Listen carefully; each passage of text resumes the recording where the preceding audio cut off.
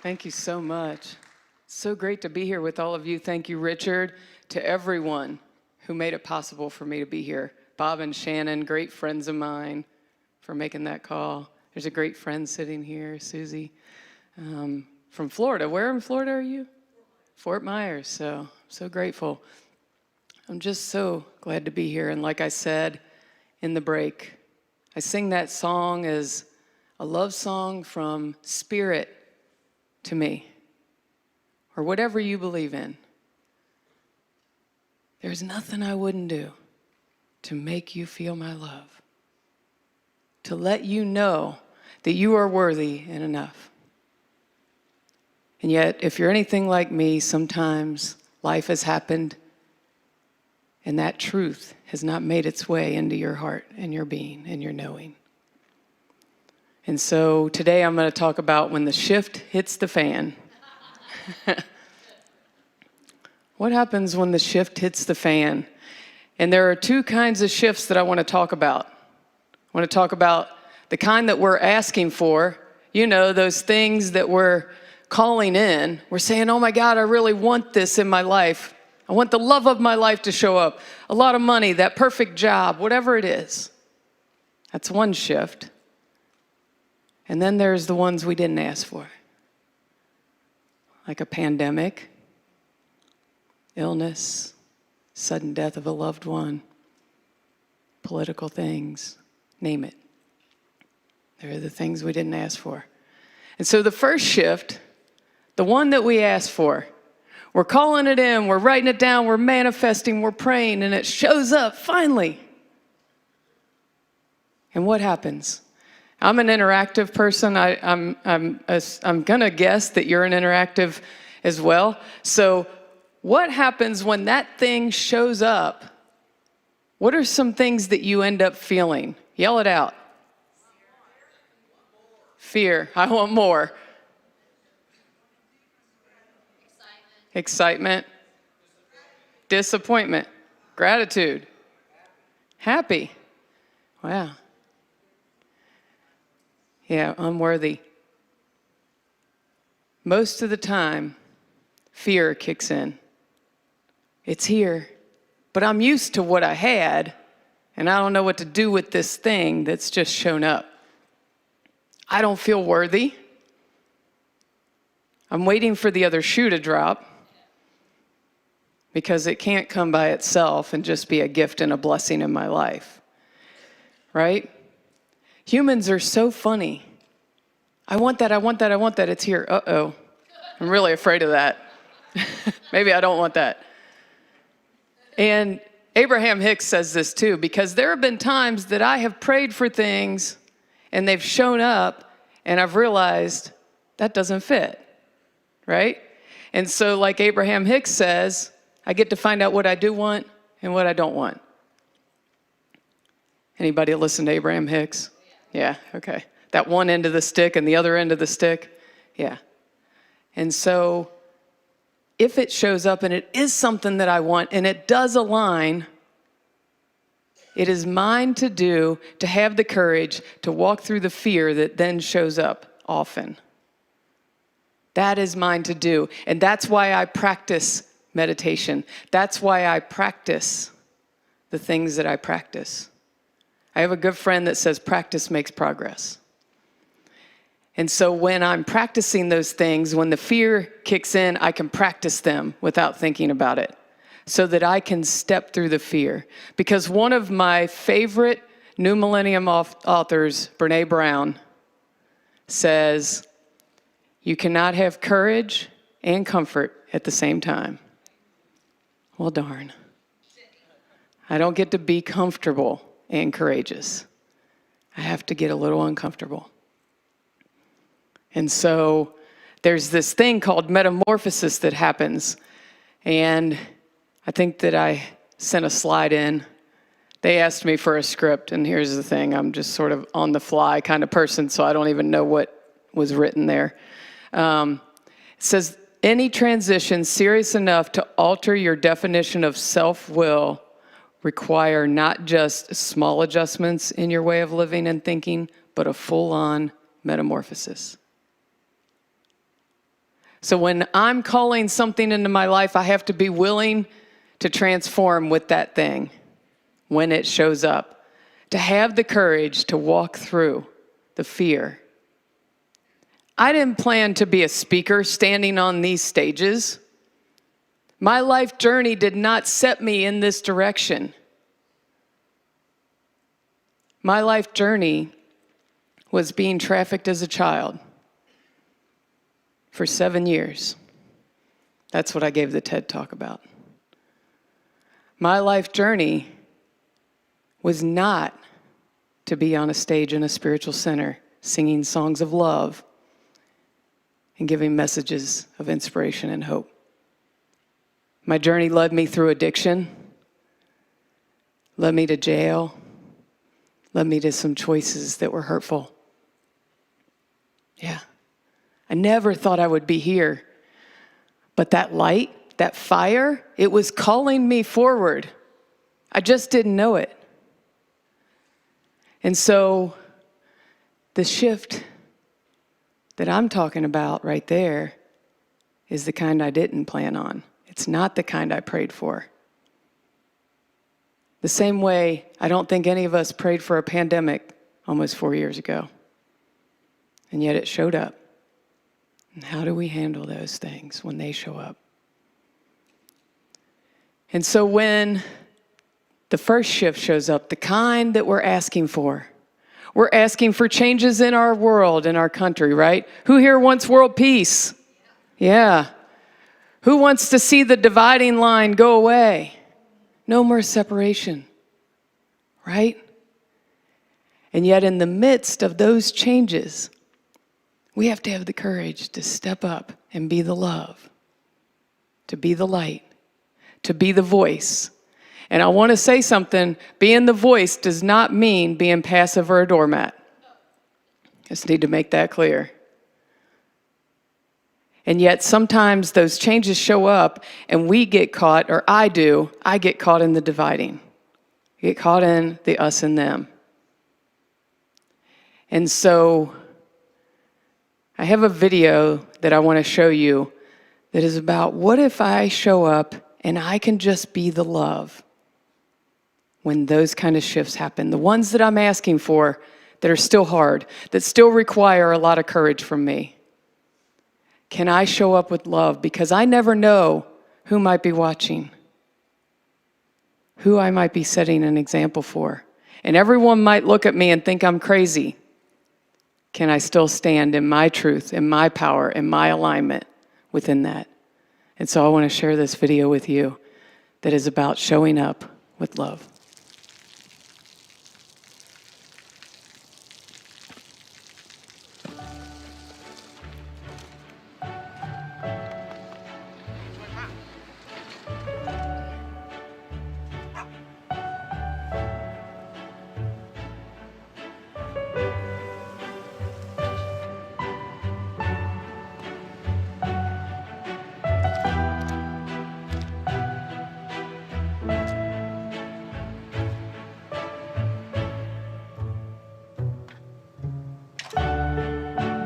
เขาจะได้อะไรถ้าเขาทำแบบนี้ทุกวัน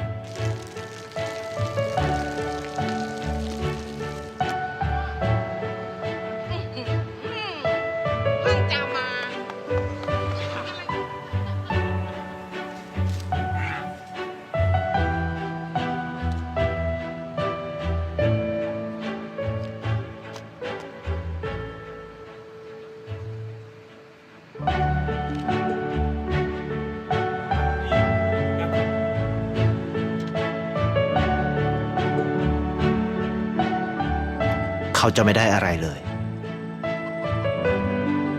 ไม่ได้รวยขึ้นไม่ได้ออกทีวีไม่มีใครรู้จักไม่ได้มีชื่อเสียงที่มากขึ้น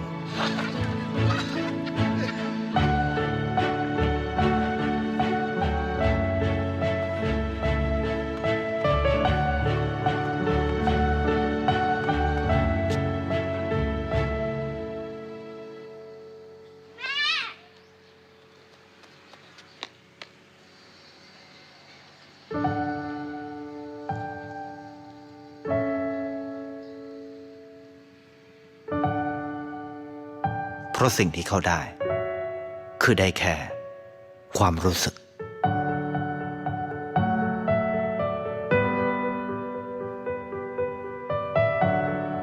ได้เห็นความสุข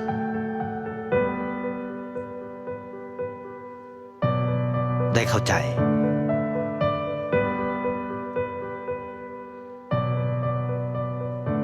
ได้ความรัก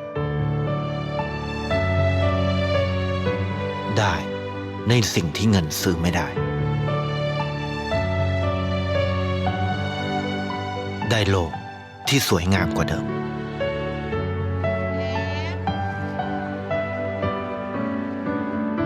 ในชีวิตคุณอะไรคือสิ่งที่คุณต้องการมากที่สุดไทยประกันชีวิตเชื่อในความดี So, what is it that you're calling in? And can you stand in it so beautifully like he did? All the people that were going, why are you doing that? Why are you showing so much love? And he just stood in it. And look at the effect, the ripple that he had on the lives around him. And so for me, I showed up at a Unity church just like this 22 years ago, and I wanted to kill myself. Sat in the very back of a very large community like this, 600 people in the audience, and I slipped in the back, and I sat in the back seat. I had a plan to kill myself that day, and for whatever reason, that light pulled me to go to that Unity first. Everyone had been telling me about it. I don't know why I went there before my plan, but I'm really grateful that I did. And I sat in the back seat. I didn't tell anyone. I didn't raise my hand. And yet the minister on the platform knew. And he found me as I was heading out the door. He found me. And he grabbed me and he said, "Hey, I just want to welcome you here. And I want you to know you have a purpose. You have the power of influence over people." 2 things happened that day. He saved my life, and it was the first time I heard I had a purpose. Even if I didn't know what that was, he planted a seed in me. And so just like this video, he did something for me and didn't even know the ripple that was going to happen. I didn't even know I was going to be doing music yet. I didn't know. I just kept showing up with courage, doing the brave work.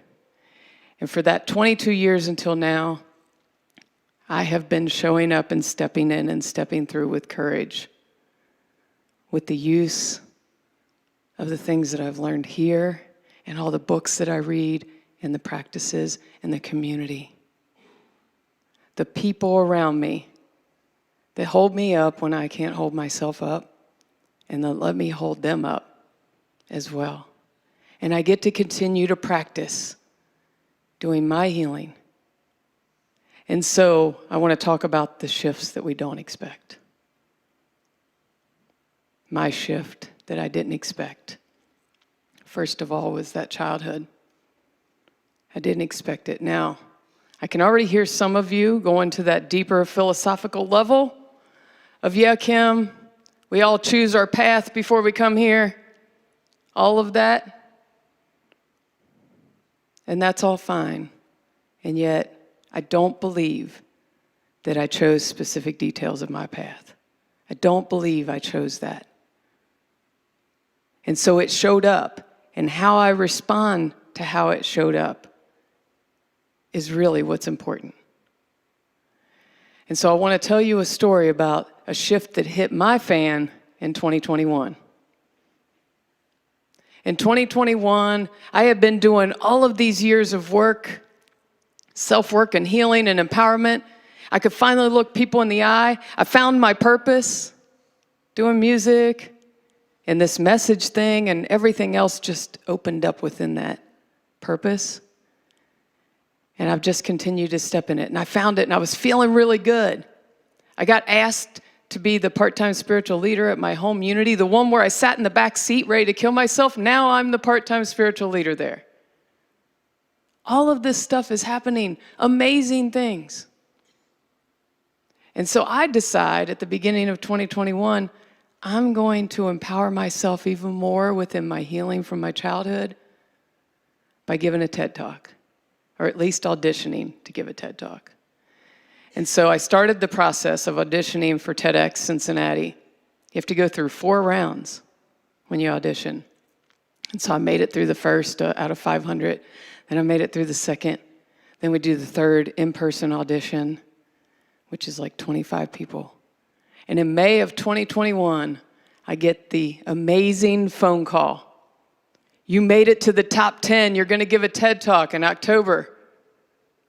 You made it. I was so happy, celebrating. Afraid, but celebrating.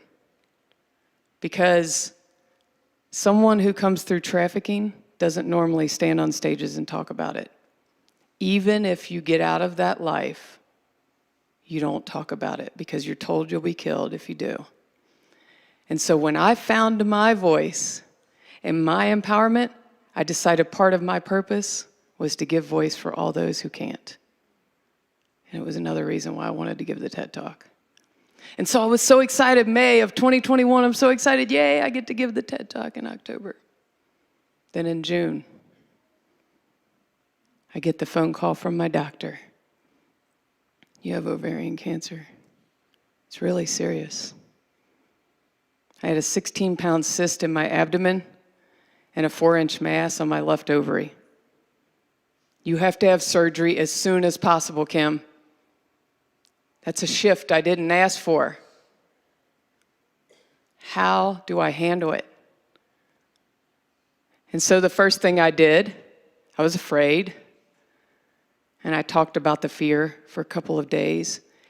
And then I decided to sit at my altar and meditate and pray and send light to my body. Because I was determined that no matter what happened with this, I was given that TED Talk. That was motivation. And so for 30 days, I sat and I prayed and I meditated. And I sent light to my body, and I realized I'd been talking so negatively to myself and about myself for so long.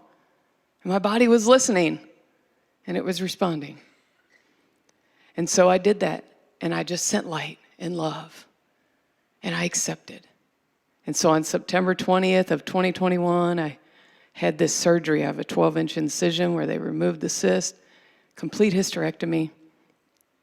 I went through that whole thing with no fear, and that's not like me.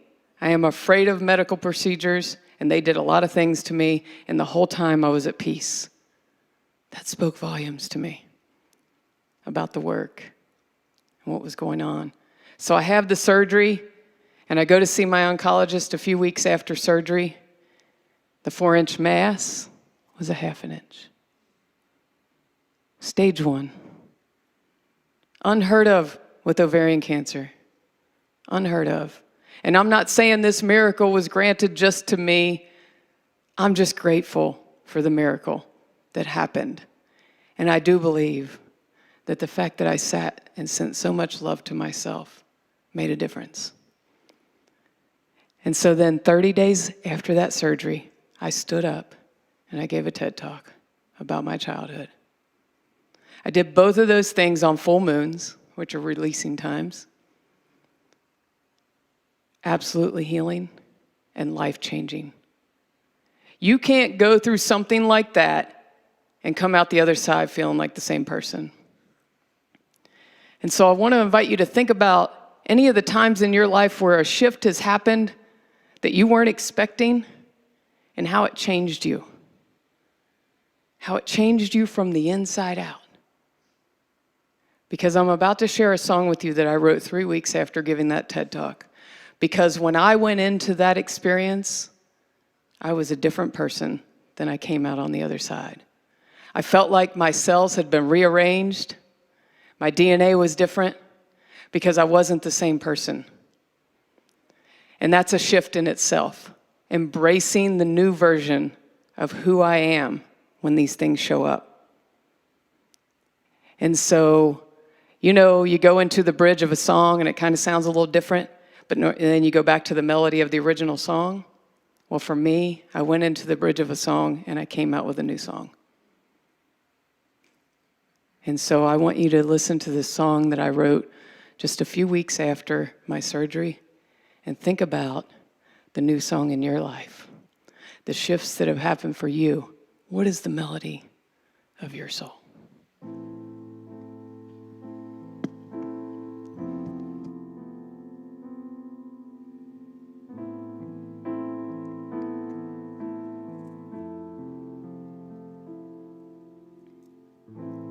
In the middle of my life, like a bridge of a song, the notes all changed, and so I sing along.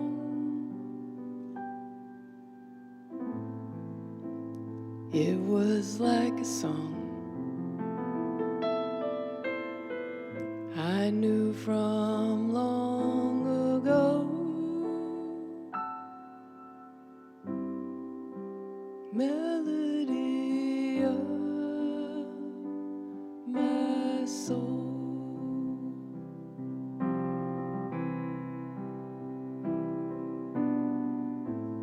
Had to fully surrender, 'cause the song I knew before was dramatic and amazing. I had memorized the score. Then the harmony changed, made those notes seem out of key. Melody of my soul came to me.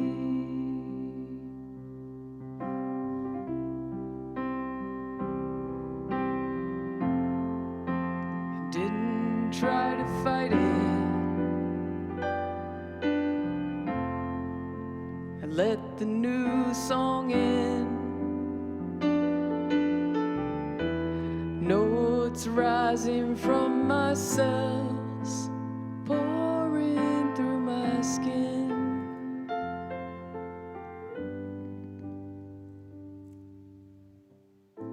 So I thanked the song before and released it through the door.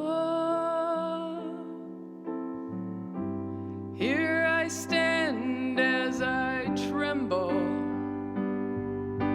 The first note is where I'll start as I share this new song of my heart.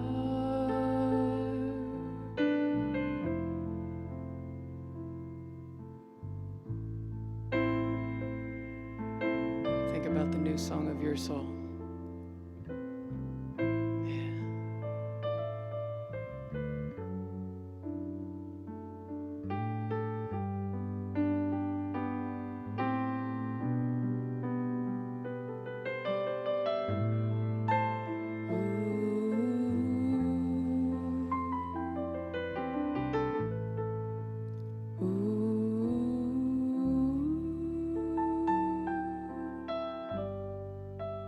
New song of my heart.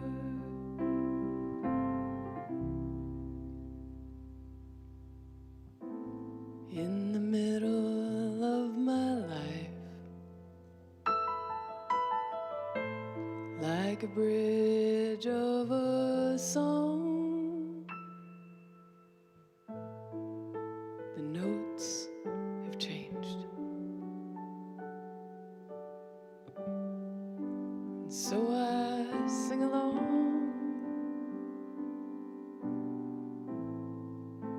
sing this precious song I knew from long ago.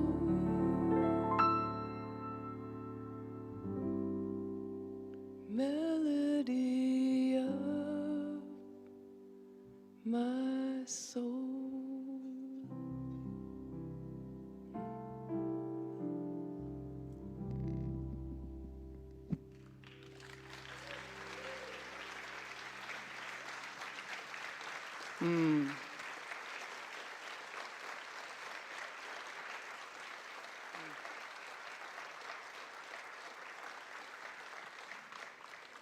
Thank you. And so, my invitation to you is, are you willing to hear the new song of your soul when those shifts hit the fan? Maybe you're in the midst of a shift now. Maybe you've just come out of one. Or you're just, don't have any of that going on, but you know it's going to happen because life just shows up like that. And so I invite you to tune in to the melody of your soul when the shift hits the fan. To do the brave work because I know you can. I know you can. So are you willing to hear the new song of your soul and embrace those shifts together?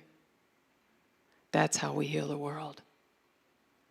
That's how I can show up and be like the guy in the video, standing in love.